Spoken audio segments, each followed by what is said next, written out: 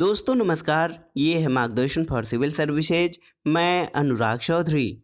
NCERT के अध्यायवार वस्तुनिष्ठ प्रश्नों की श्रृंखला में इस वीडियो में हम सॉल्व करेंगे छठवीं कक्षा के विज्ञान से संबंधित इम्पोर्टेंट प्रश्न, जो विभिन्न परीक्षाओं के सामान्य अध्ययन के लिए बहुत ही उपयोगी है। इन प्रश्नों को सॉल्व करते समय हम उसकी व्याख्या भी करते चलेंगे ताकि आप इन्हें आसानी से समझ सकें। तो आइए शुरू करते हैं छठवीं कक्षा के एनसीईआरटी विज्ञान का भाग 3।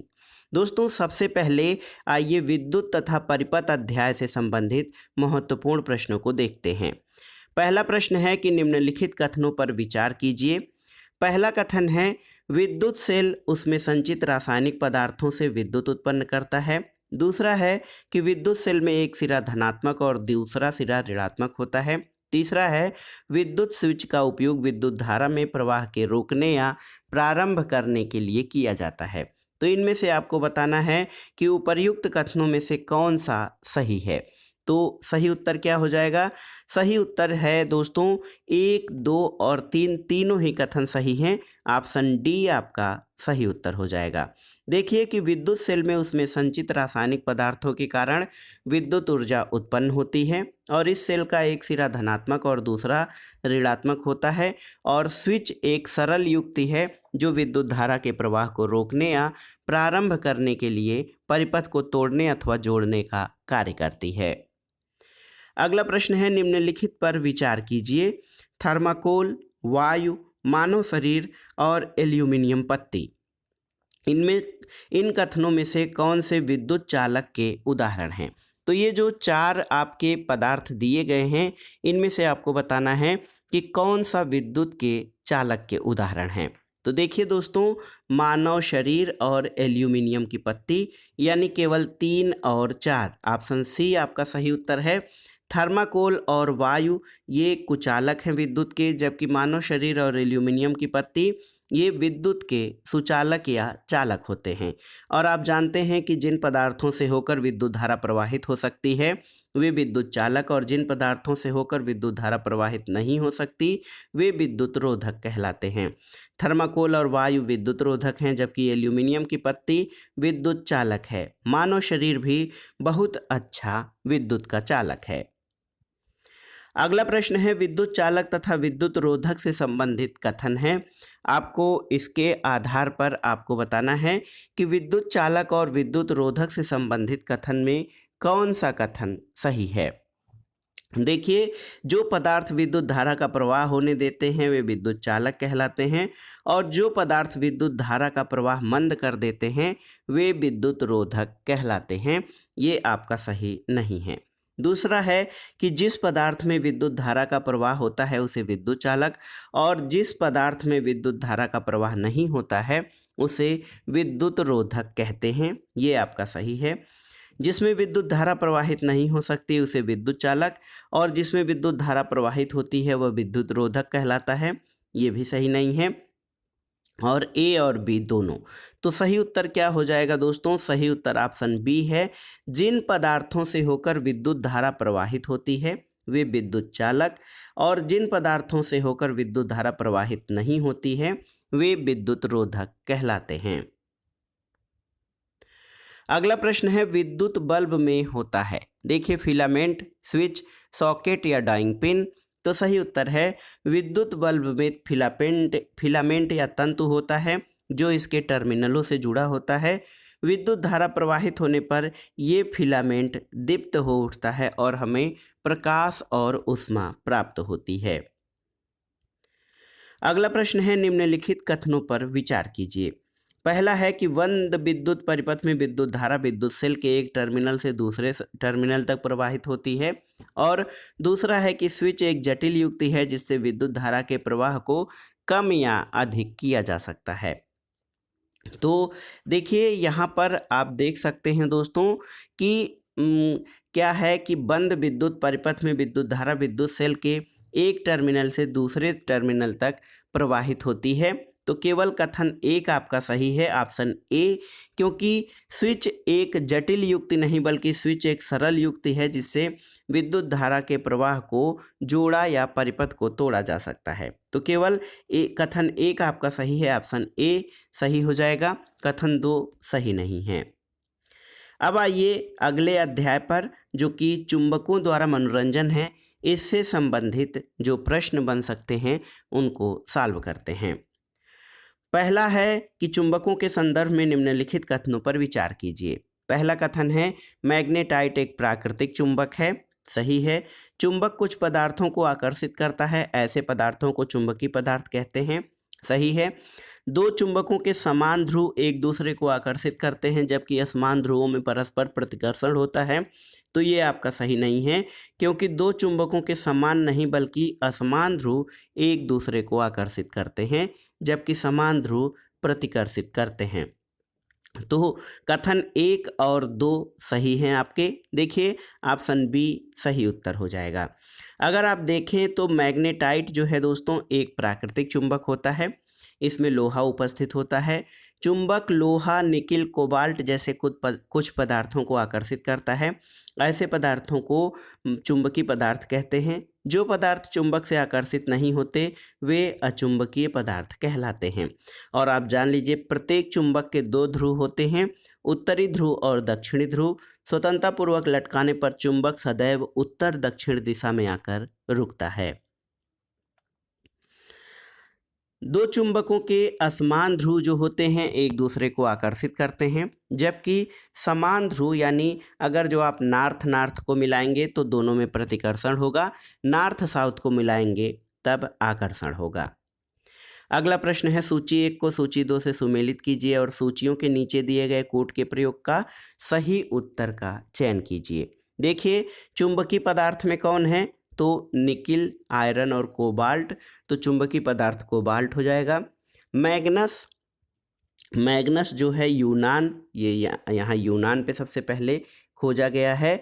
मैग्नस नामक एक गडेरिये के द्वारा प्राकृतिक चुंबक की खोज की गई थी। मैग्नेटाइट दोस्तों ये प्राकृतिक चुंबक का उदाहरण है, सी का तीसरा हो जाएगा। और अचुंबकीय ये मिट्टी है। तो सही सुमेलन क्या हो जाएगा, सही उत्तर हो जाएगा 2, 4, 3 और 1। तो ऑप्शन ए आपका सही उत्तर हो जाएगा। और इस सूची का सही मिलान इस तरह से आप कर सकते हैं। चुंबकीय पदार्थ में कोबाल्ट हो जाएगा, मैग्नस यूनान से संबंधित है, मैग्नेटाइट प्राकृतिक चुंबक है और अचुंबकीय पदार्थ मिट्टी है। और आप जान लीजिए कि ऐसा माना जाता है कि प्राचीन यूनान में मैग्नस नामक एक गडेरिये के द्वारा प्राकृतिक चुंबक की खोज की गई थी। संभवतः मैग्नस के नाम पर ही प्राकृतिक चुंबक का नाम मैग्नेटाइट रखा गया है। अगला प्रश्न है दोस्तों, देखिए निम्नलिखित कथनों पर विचार कीजिए। पहला कथन है कि प्रत्येक चुंबक के उत्तरी और दक्षिणी दो ध्रुव होते हैं और आप जानते हैं ये सही है। चुंबक को गर्म करने, चोट करने और ऊंचाई से गिराने पर चुंबक अपना गुण खो देता है, सही है। स्वतंत्रतापूर्वक लटकाने पर चुंबक सदैव उत्तर दक्षिण दिशा में आकर रुकता है, ये भी सही है। और कृत्रिम चुंबक एक ही आकार के बनाए जाते हैं, ये सही नहीं है, क्योंकि कृत्रिम चुंबक कई प्रकार के या कई आकार में बनाए जा सकते हैं। तो सही उत्तर क्या हो जाएगा दोस्तों, कथन 1, 2 और 3 आपके सही हैं, सी सही ऑप्शन हो जाएगा। दोस्तों प्रत्येक चुंबक के दो ध्रुव, उत्तरी ध्रुव और दक्षिणी ध्रुव होते हैं और चुंबक को गर्म करने पर, उस पर चोट करने पर, ऊंचाई से गिराने पर उसके चुंबकीय गुण नष्ट हो जाते हैं।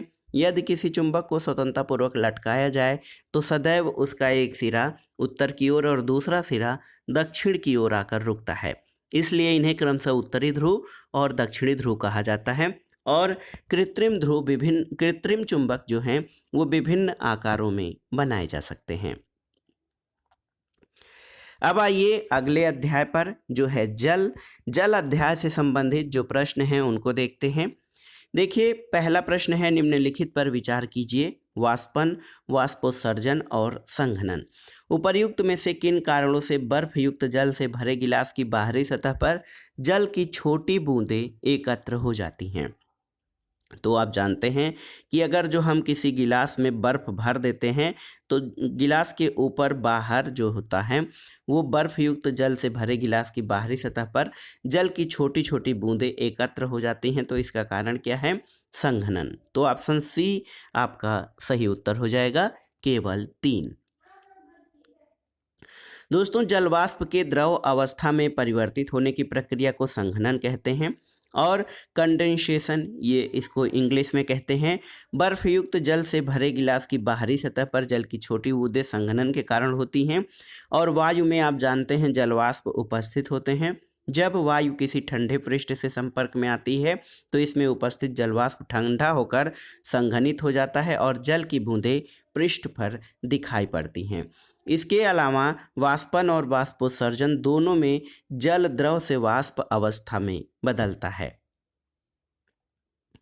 अगला प्रश्न है दोस्तों, जल चक्र यानी वाटर साइकिल के संबंध में निम्नलिखित कथनों पर विचार कीजिए। देखिए, वायु में जल वाष्पन तथा संघनन के प्रक्रमों द्वारा प्रवेश करता है, ये सही नहीं है। जल को पृथ्वी के पृष्ठ पर पुनः वापस लाने में वाष्पोत्सर्जन प्रक्रम की मुख्य भूमिका होती है, ये भी सही नहीं है। और देखिए यहाँ पर कि वायु में प्रविष्ट जल से बादल बनते हैं और वर्षा, ओले और हिम के रूप में जल पुनः पृथ्वी पर वापस आ जाता है, ये आपका सही है। तो केवल कथन 3 आपका सही है, उत्तर ऑप्शन सी सही उत्तर हो जाएगा। आप देख लीजिए दोस्तों, वायु में जल वाष्पन और वाष्पोत्सर्जन प्रक्रमों के द्वारा प्रवेश करता है। प्रकृति में जल चक्र के लिए वायु में जलवाष्प का उपस्थित होना जरूरी है।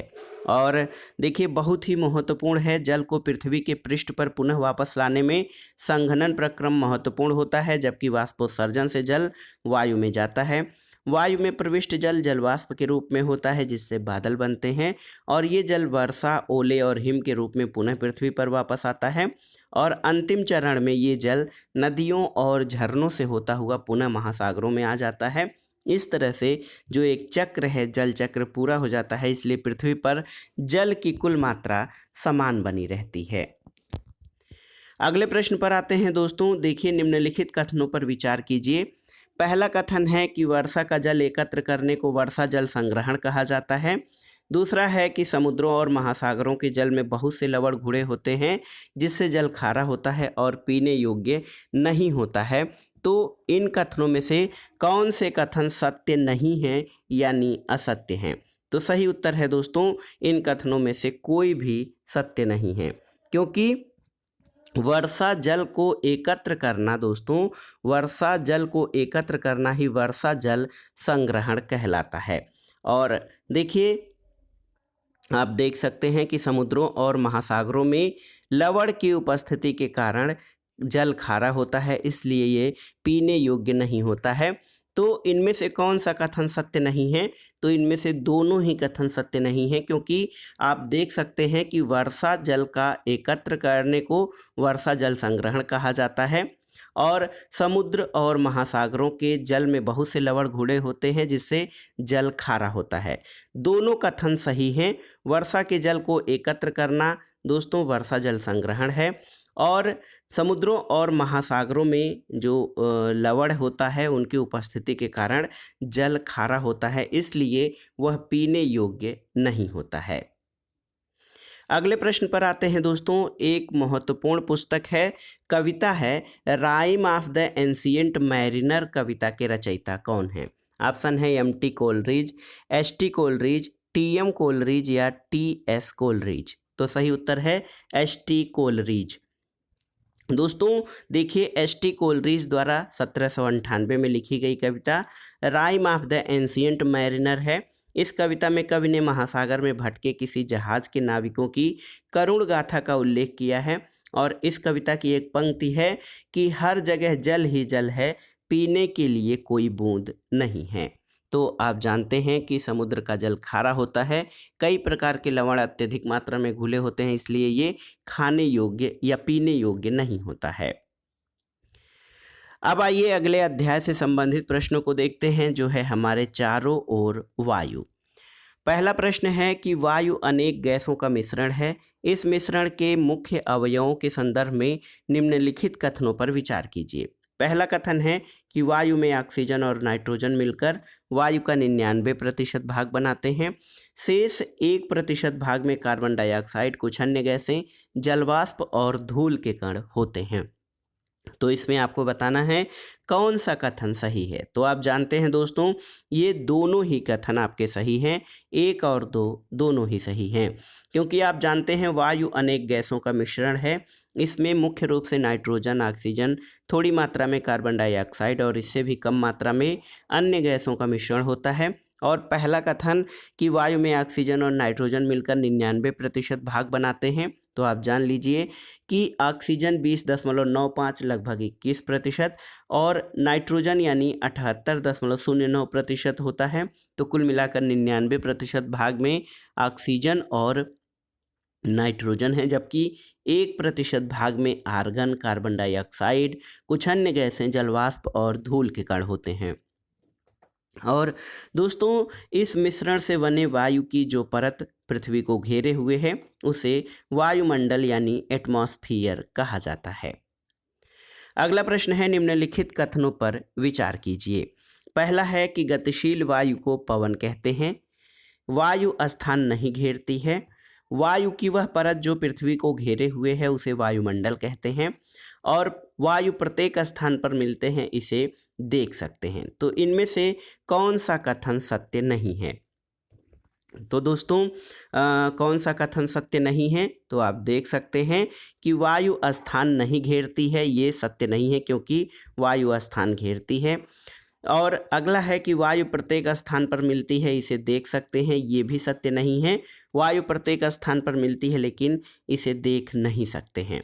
तो केवल 2 और 4 आपके सत्य नहीं हैं। देखिए, केवल 2 और 4, ऑप्शन डी आपका सही उत्तर हो जाएगा कि कौन से कथन सत्य नहीं है। आप जान लीजिए, गतिशील वायु को पवन कहते हैं, ये सही है। और वायु स्थान घेरती है और वायु प्रत्येक स्थान पर मिलती है लेकिन इसे देखा नहीं जा सकता। वायु की जो परत पृथ्वी को घेरे हुए है उसको ही वायुमंडल कहते हैं। अगला प्रश्न कथन कारण से संबंधित है दोस्तों। कथन है कि जलीय प्राणी श्वसन के लिए जल में घुली हुई ऑक्सीजन का उपयोग करते हैं।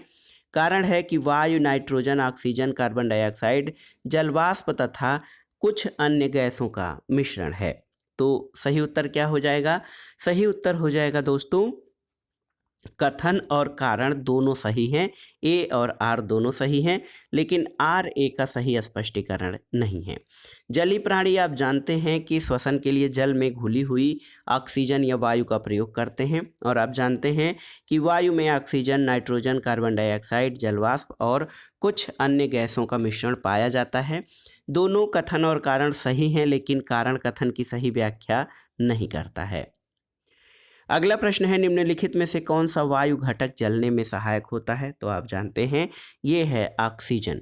जलने की क्रिया केवल ऑक्सीजन की उपस्थिति में ही संभव है, और आप जान लीजिए प्रकृति में जल चक्र के लिए वायु में जलवाष्प की उपस्थिति होना अनिवार्य है, और पादप और जंतु श्वसन प्रक्रिया में ऑक्सीजन का उपयोग करते हैं और कार्बन डाइऑक्साइड बनाते हैं। तो याद रखिएगा, जलन या दहन की प्रक्रिया केवल ऑक्सीजन के उपस्थिति में ही हो सकती है। अब आइए अगले अध्याय पर आते हैं, जो है 6वीं कक्षा के विज्ञान का अध्याय 16, और ये अंतिम अध्याय है, कचरा संग्रहण और निपटान। देखिए, पहला प्रश्न है, वर्मी कंपोस्टिंग अथवा कृमि कंपोस्टिंग में लाल केचुओं का प्रयोग होता है। इन लाल केचुओं के संदर्भ में निम्नलिखित कथनों पर विचार कीजिए। पहला है, लाल केचुए के दांत नहीं होते, ये भोजन को गिजर्ड की सहायता से पीसते हैं। और दूसरा है कि अंडे के छिलके अथवा समुद्री शंख या सीपी का चूरा भोजन को पीसने में केचुओं की सहायता करता है। तो आप देख लीजिए दोस्तों, कौन सा कथन इसमें सही है। तो आप जान लीजिए कि 1 और 2 दोनों ही, ऑप्शन सी आपका सही उत्तर है। और अगर जो हम व्याख्या देखें तो आप देख पाएंगे कि केचुओं को किसानों के मित्र कहा जाता है, लाल केचुओं की सहायता से कंपोस्ट बनाने की इस विधि को वर्मी कंपोस्टिंग अथवा कृमि कंपोस्टिंग कहते हैं। लाल केचुए के दांत नहीं होते हैं, इनमें एक विशेष संरचना होती है जिसको गिजर्ड कहते हैं, जो भोजन को पीसने में इनकी सहायता करता है। इसके अलावा अंडे के छिलके अथवा समुद्री शंख या सीपी का चूरा आहार के साथ मिलाने पर ये भोजन को पीसने में केचुओं की सहायता करता है। और लाल केचुए बहुत गर्म अथवा ठंडे वातावरण में जीवित नहीं रह सकते हैं, इन्हें अपने पास नमी की आवश्यकता होती है। अगले प्रश्न पर आते हैं। निम्नलिखित कथनों पर विचार कीजिए। पहला कथन है कागज का पुनर्चक्रण यानी रिसाइकलिंग संभव है और पुनः चक्रण से उपयोगी चीजें बनाई जा सकती हैं। दूसरा है कंपोस्टिंग द्वारा प्लास्टिक को कम हानिकारक पदार्थों में परिवर्तित करना संभव नहीं है। तीसरा है कि पौधे और जंतु अपशिष्टों को खाद में परिवर्तित किया जा सकता है। और चौथा है सभी प्रकार के प्लास्टिक गर्म करने पर अथवा जलाने पर हानिकारक गैस छोड़ते हैं। तो इनमें से कौन सा कथन आपका सही है ये बताना है। तो आप जान लीजिए दोस्तों, उपर्युक्त में से चारों ही कथन सही हैं। 1, 2, 3 और 4 चारों ही कथन सही हैं। अगर जो आप व्याख्या देखेंगे तो आप जान पाएंगे कि कागज़ का रिसाइकलिंग संभव है और इससे उपयोगी चीज़ें बनाई जा सकती हैं। प्लास्टिक की कंपोस्टिंग नहीं की जा सकती है, जबकि पौधे और जंतु अपशिष्टों की कंपोस्टिंग की जा सकती है। और प्लास्टिक को गर्म करने पर या जलाने पर हानिकारक गैसें निकलती हैं। अगला प्रश्न और आज के वीडियो का आखिरी प्रश्न है। निम्नलिखित में से प्लास्टिक के दुरुपयोग के कौन से दुष्परिणाम हैं? पहला है खाद्य पदार्थों का हानिकारक तथा कैंसर कारक होना, पशुओं की मृत्यु का कारण, शहरों में जल भराव एवं बाढ़। तो आप देखिए, प्लास्टिक के दुरुपयोग के ये सभी दुष्परिणाम हो सकते हैं। खाद्य पदार्थों का हानिकारक हो जाना, कैंसर कारक हो जाना, पशुओं की मृत्यु का कारक और शहरों में जल भराव और बाढ़, ये सभी जो है दुष्प्रभाव प्लास्टिक प्रयोग से हो सकते हैं। दोस्तों, प्लास्टिक की थैलियों में पैक किए गए भोजन को खाना हमारे स्वास्थ्य के लिए हानिकारक हो सकता है। उसमें गंदगी होती है। सभी प्रकार के प्लास्टिक गर्म करने अथवा जलाने पर हानिकारक गैस छोड़ते हैं और ये गैसें बहुत सी स्वास्थ्य संबंधी समस्याएं, जिनमें मानव कैंसर भी शामिल है, उत्पन्न करती हैं। प्लास्टिक थैलियों में पैक कूड़े को जानवर भोजन की लालच में थैली सहित निगल जाते हैं, जिससे उनकी मौत हो जाती है। और प्लास्टिक की थैलियों से शहर के नाले और सीवर बंद हो जाते हैं, जो शहरों में बाढ़ और जल भराव का महत्वपूर्ण कारक बनता है। तो दोस्तों, ये था आज का वीडियो। इसमें हमने 6वीं कक्षा के विज्ञान से संबंधित जो महत्वपूर्ण वस्तुनिष्ठ प्रश्न बन सकते हैं उनको हमने सॉल्व कर लिया है। 6वीं कक्षा का विज्ञान अब समाप्त हो गया। इसके आगे हम 7वीं कक्षा के विज्ञान से संबंधित जो महत्वपूर्ण प्रश्न बन सकते हैं उनको सॉल्व करेंगे। वीडियो को लाइक करें, शेयर करें और इस चैनल मार्गदर्शन फॉर सिविल सर्विसेज को सब्सक्राइब करें। वीडियो देखने के लिए धन्यवाद दोस्तों। नमस्कार।